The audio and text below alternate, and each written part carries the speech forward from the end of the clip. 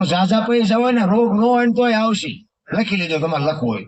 જ્યાં સુધી પૈસા નહીં હોય ને ત્યાં સુધી તમે ગમે ખાવ, ગમે તાર ખાવ, નાવ નો નાવ બધું હોય ને તો તમારું શરીર બધું રેડી ચાલો.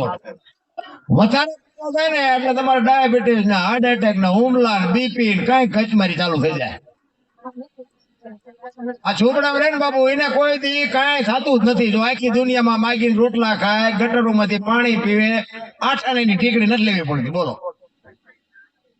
અત્યારે બધા આપડે એમ કે ને કે આ દવાઈઓ વાળી બધી વસ્તુ થઈ છે ને એમાં રોગ કર્યા થાય. ઝોપડા માં એની દુકાનો નોખી છે. આ ઝોપડા વાળા ક્યાં લેવા જાય? આપડે લેવી યાદ નથી લેતા.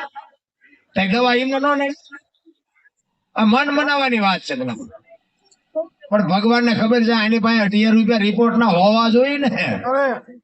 પૈસા વાળા છે 8 દી 8 દી બીપી મપાવતા. અને ડોક્ટર એક જ વાત કરે, દાળ ભાત સિવાય કાંઈ ખાધું જ મર્યો. હવે આવા પૈસા કરવા શું તેનો કહો.